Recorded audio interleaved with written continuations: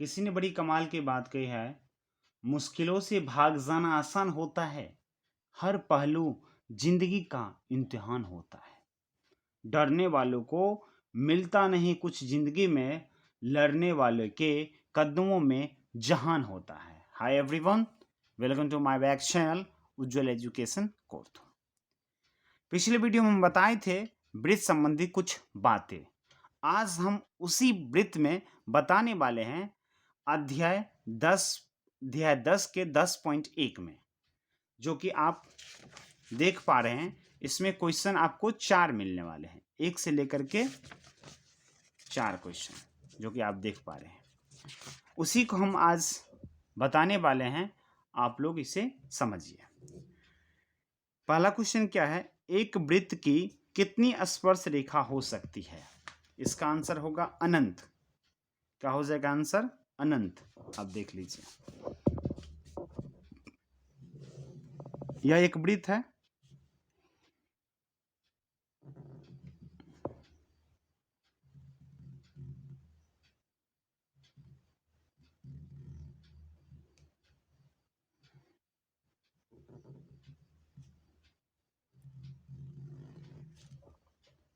तो इसका आंसर हो जाएगा अनंत।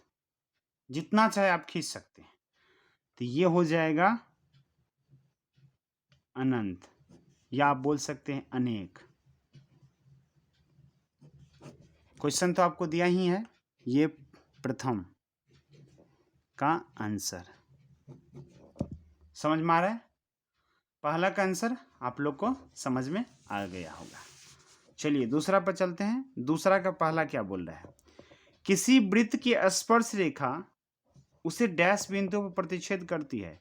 किसी वृत्त की स्पर्श रेखा उसे डैश बिंदुओं पर प्रतिच्छेद करती है। अब देखिए ध्यान से,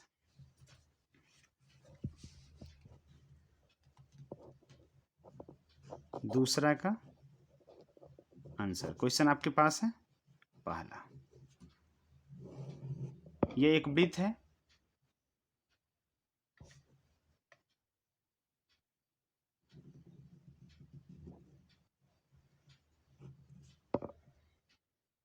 कितने बिंदु पर स्पर्श किए? केवल एक। क्या लिखेंगे? केवल एक। हमने पिछले वीडियो में पढ़ा चुका है जी। ये क्या है? स्पर्श रेखा। इसको क्या बोलते हैं? स्पर्श बिंदु। क्या बोलते हैं? स्पर्श बिंदु। तो दूसरा का पहला ये आंसर है, जिसमें केवल क्या हो सकते हैं? एक। क्या हो सकते हैं? केवल एक। चलिए आगे बढ़ते हैं। दूसरा नंबर, दूसरा का दूसरा, वृत्त को दो बिंदुओं पर प्रतिच्छेद करने वाली रेखा को डैश कहते हैं। वृत्त को वैसे तो हम आप लोग को बता दिए थे, लेकिन फिर बता रहे हैं। देखिए, ये एक वृत्त है, कितने बिंदु पर प्रतिच्छेद किए? 2 बिंदु पर। कितने बिंदु पर प्रतिच्छेद किए? तो इसका बोल है कौन सा? ये जो कि वीडियो में देख पा रहे हैं, देख लीजिए क्वेश्चन क्या है। वृत्त के 2 बिंदुओं पर प्रतिच्छेद करने वाली रेखा को डैश कहते हैं। क्या कहते हैं? तो इसका नाम हो जाएगा छेदक रेखा। क्या हो जाएगा? छेदक रेखा। कितना बिंदु पर स्पर्श करें? एक और ये 2। समझ में आ रहा है? कोई तरह की दिक्कत नहीं आना चाहिए। आप लोग को अगर कोई समस्या है तो आप लोग वीडियो के स्क्रिप करके आसानी से देख सकते हैं। कोई तरह की परेशानी नहीं होना चाहिए। आगे चलते हैं। अगला क्वेश्चन, तीसरा में, एक वृत्त की डैश समांतर स्पर्श रेखाएं हो सकती है। एक वृत्त की डैश समांतर स्पर्श रेखाएं हो सकती है। आप देख लीजिए, यह एक क्या है? वृत्त है। ये क्या है? स्पर्श रेखा है।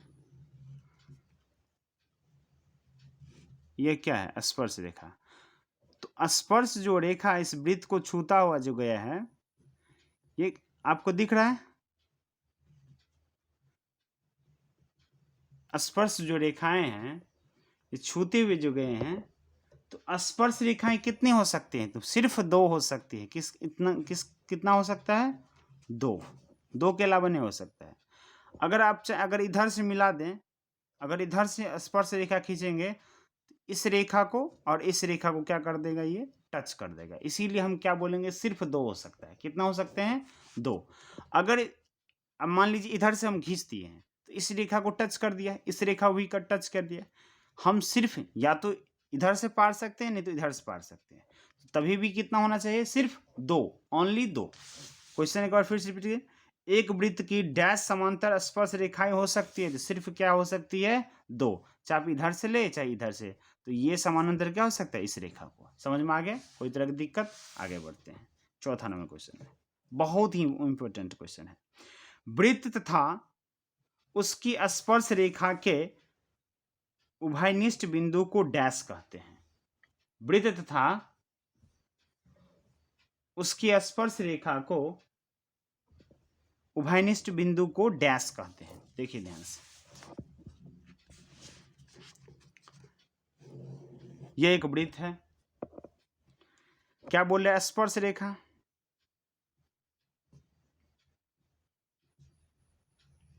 स्पर्श रेखा क्या बोल रहे हैं? स्पर्श रेखा। तो इसका नाम तो स्पर्श रेखा हो गया। इसका नाम क्या है? इसका नाम क्या है? इसका नाम क्या है? आप देखिए ध्यान से, क्वेश्चन एक बार फिर से रिपीट कीजिए। वृत्त तथा उसकी स्पर्श रेखा के उभयनिष्ठ बिंदु को डैश कहते हैं। इसका नाम ले लीजिए पी। ये जो रेखा है इसको क्या बोलते हैं? इस रेखा को क्या बोलते हैं? इस रेखा को हम लोग बोलते हैं, बार बार पहले से ही पढ़ा चुके हैं, स्पर्श रेखा। इसको क्या बोलते हैं? स्पर्श बिंदु। समझ में आ रहा है? कोई तरह का दिक्कत नहीं होना चाहिए। तो दूसरा का जो है, हमने ये तीसरा बताए थे ये, और ये चौथा। आप देख पा रहे हैं,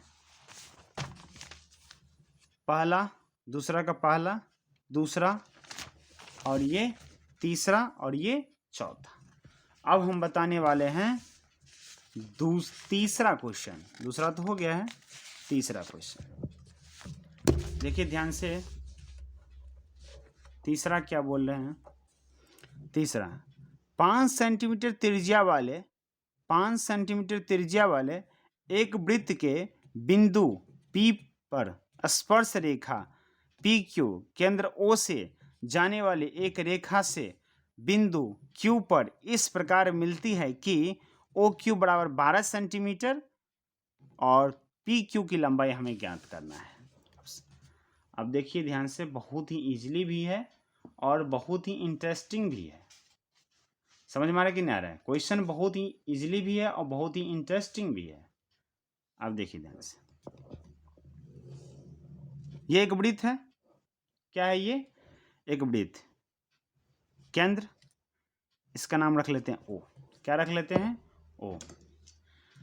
अब इस पर एक स्पर्श रेखा, इस पर क्या? एक स्पर्श रेखा। कोई तरह की दिक्कत नहीं? स्पर्श रेखा।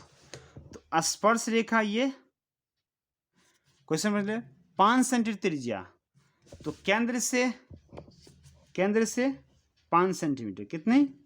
5 सेंटीमीटर। तो 5 सेंटीमीटर, इस कितना? 5 सेंटीमीटर। कोई तरह दिक्कत नहीं होना चाहिए। इसका नाम हम रख लेते हैं P, क्योंकि 5 सेंटीमीटर त्रिज्या वृत्त के P पर स्पर्श करता है। देख लीजिए, केंद्र से P पर क्या कर दिया? स्पर्श कर दिया। और ये जो एक रेखा है वृत्त को क्या कर रहा है? स्पर्श कर रहा है। तो P और Q O से क्या कर रहा है? Q पर मिलाती है। तो जैसे ही O से क्या करती है? Q पर मिलाती है। देख लीजिए आप, हम क्या करेंगे? इसे मिला देंगे। इसका नाम क्या हो गया?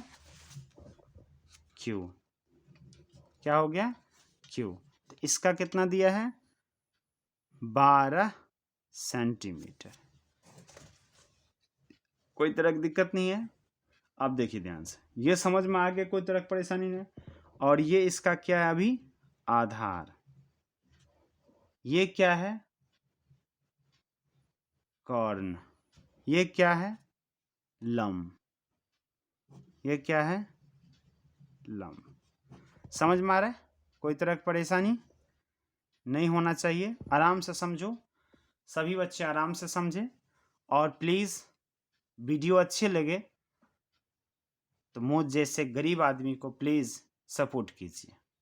बहुत सारे ड्रीम, बहुत सारे सपना है जो आप लोग सपोर्ट कीजिएगा तो आप लोग कृपा से, आप लोग के चरण कमलों से हमारा ड्रीम सपना पूरा हो सकता है।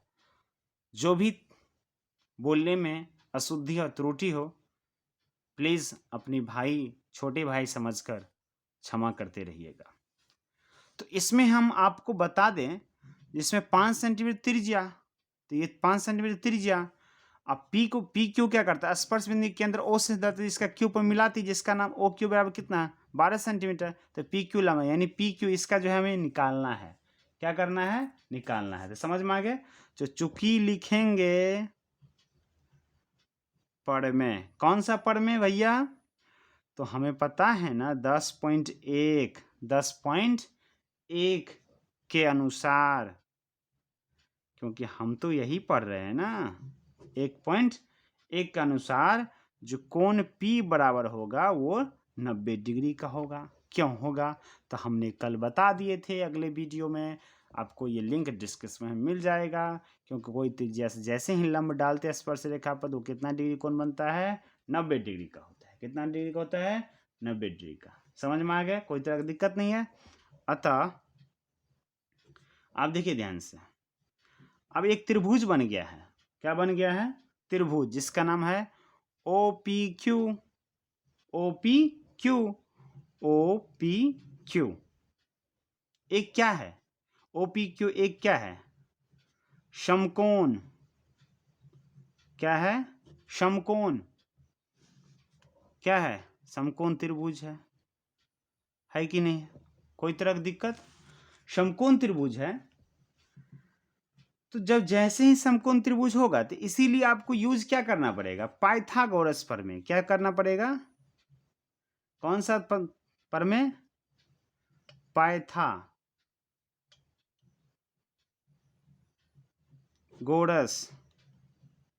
प्रमेय। पाइथागोरस प्रमेय क्या बोल रहे, देखिए ध्यान से। पाइथागोरस प्रमेय बोल रहा है भैया, आप लोग तो बहुत सारे सवाल बनाए होंगे। जो पाइथागोरस प्रमेय क्या बोलता है, कर्ण स्क्वायर बराबर होता है आधार स्क्वायर प्लस में लंब स्क्वायर। आरस में तो कर्ण का वैल्यू दिया है, कितना दिया है, तो आप देख रहे हैं ना, ये क्या है, कर्ण है। ये क्या है, ऊपर में कर्ण है। तो अब 12 सेंटीमीटर स्क्वायर बराबर आधार हमें निकालना है। तो आधार आप लोग लिख लीजिए, आधार निकाल लीजिए। लंब का वैल्यू दिया है, आधार लंब का वैल्यू दिया है कितना, 5 सेंटीमीटर स्क्वायर लिख लीजिए।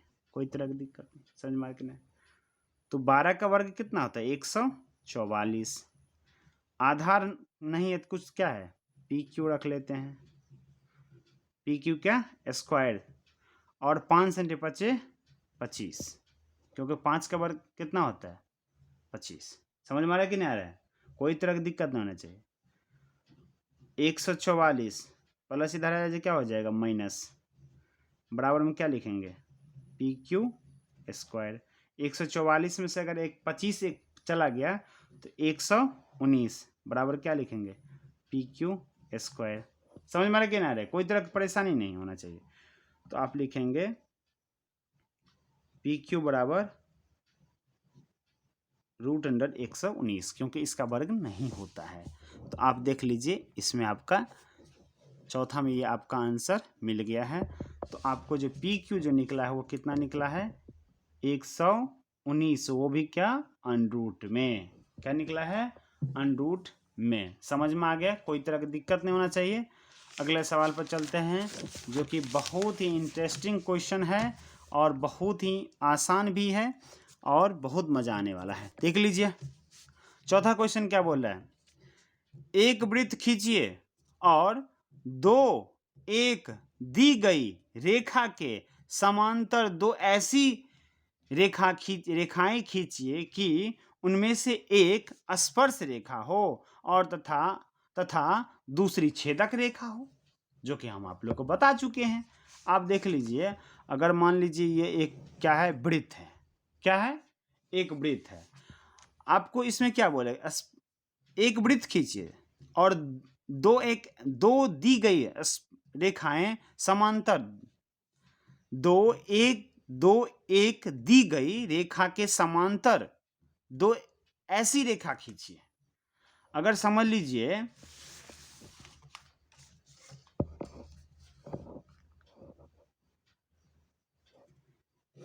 ये एक स्पर्श रेखा है और ये हमें एक दिया है